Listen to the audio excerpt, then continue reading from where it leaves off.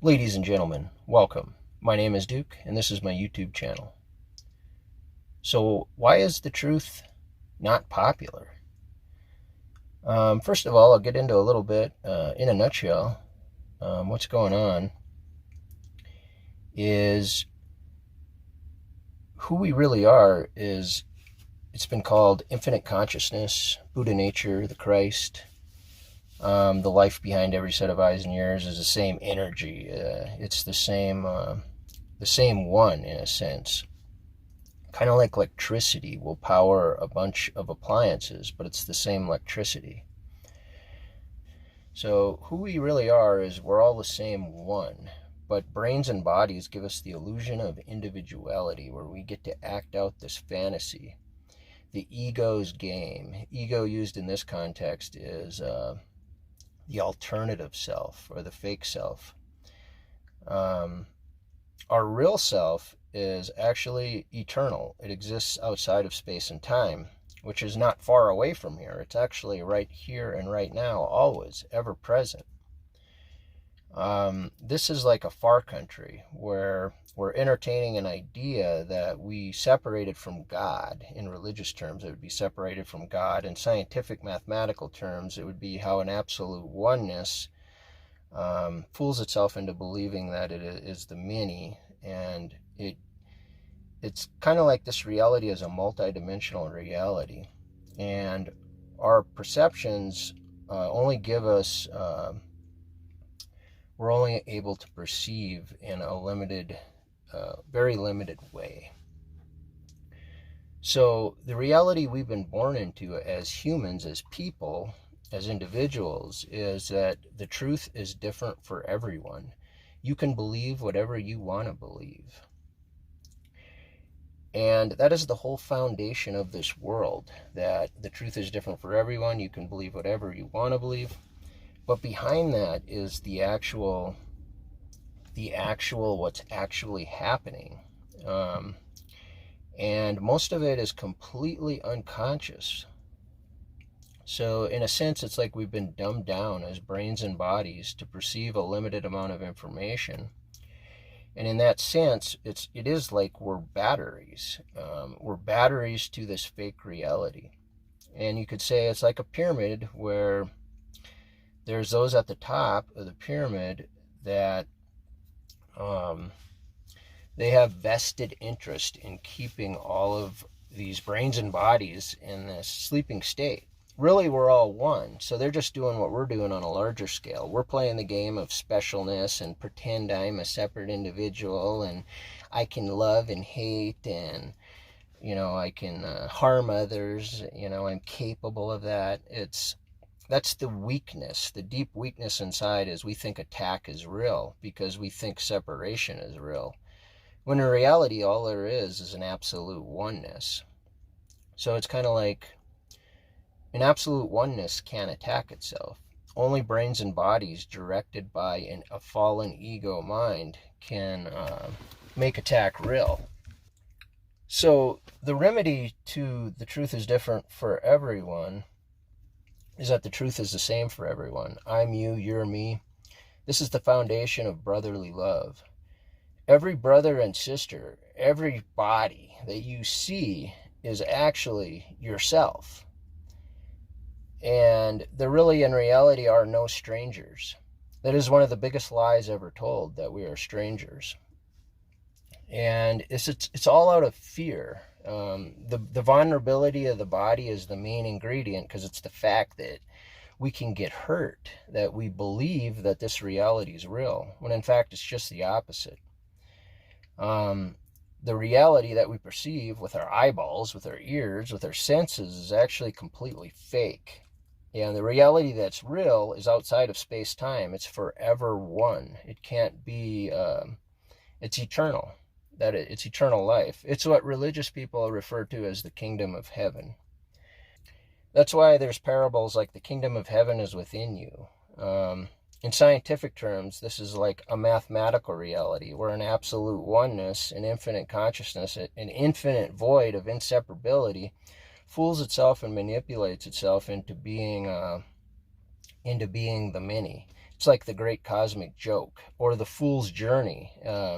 It's like we all walked away from our true nature, and we're on this fool's journey back home. And on the way back home, the key to waking up and remembering who we are is to remember that everyone's our brother and sister. Everyone's the same, and that differences are an illusion, and that the sameness of who we are is actually the reality. And that's when you start to break the code. You start to break through the veil when you see everybody's the same. But the ego's eyes, the eyes that were made to deceive, the five senses were actually made to deceive us into believing that separation's real, but it's not happening in our mind, that we didn't cause it. So it's set up to make it look like we're born as a baby. So it looks like the world was here before we got here, and it'll be here after we leave. So the illusion of individuality is pulled off. And all the ingredients, from a backache to a pimple to a disease, all of it is designed to keep us checked out, to keep us, like, it's like a blindfold, to keep us from remembering who we really are. Because when we started to take on the ego identity, it's like, as we're wandering away from this absolute oneness, or as we're walking away from God, it's getting scarier and scarier and scarier. So eventually there came a time when we created a veil that it's like we took an oath, and we said, I never want to wake up again. You know, I will wander through endless lifetimes. I don't want to remember this fear, the fear of what would happen if we left our home, our true nature. It's like the great cosmic joke, the fool's journey. So it's an interesting question to ask oneself, is why isn't the truth popular? Why isn't this being talked about in school? Why aren't people basically shouting it from the rooftops? It would be the greatest, you'd think it'd be the greatest discovery ever. The fact that there are no strangers, that we're all the same one. That this would be the foundational teaching in every religion, in science, in history. History would just be taught completely differently. It would be the undoing of his story, the story of the ego, the fake self that believed it was separate from God, or separate from the absolute. When you use the word God, it kind of throws it into that's religious lunacy or something, you know, but it can be explained in scientific mathematical terms as well.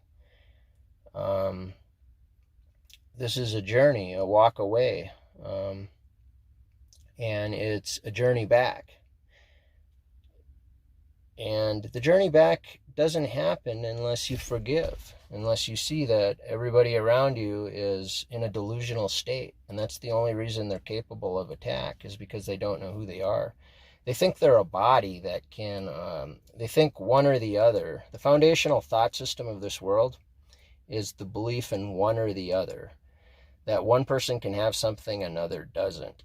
And this all goes to the vulnerability of the body. The body was created vulnerable so that it would fool our mind into believing that it is possible, that separation is possible, because the world rests on there can be guilty and there can be innocent, when in truth there's only one. It's the same life. That's the great cosmic joke. So forgive them, for they know not what they do becomes is understood at an entirely deeper level. It's forgive them, they've completely forgotten who they are. And we have all done that. All have sinned, all have fallen short of the glory is a religious way of saying that. All have believed they separated. So it's just religion does an awesome job at destroying the real teaching, and mixing the truth with lies.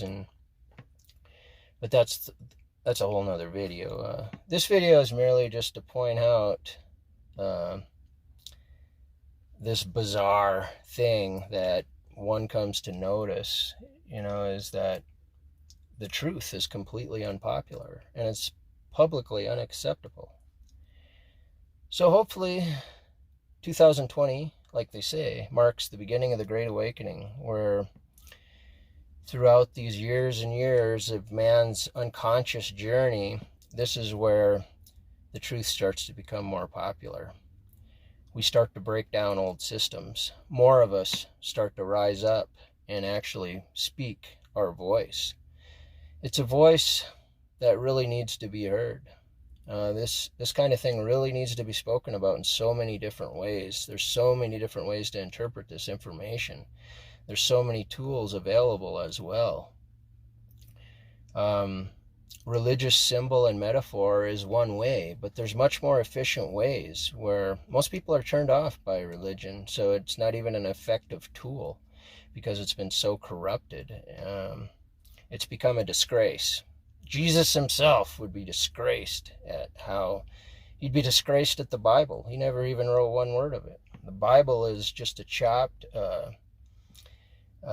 written by the human ego. You know, I mean, there's good information in there, but it's kind of corrupted. So, getting to about that 10-minute mark. Want to keep the videos short. Just want to keep motivating myself to making them.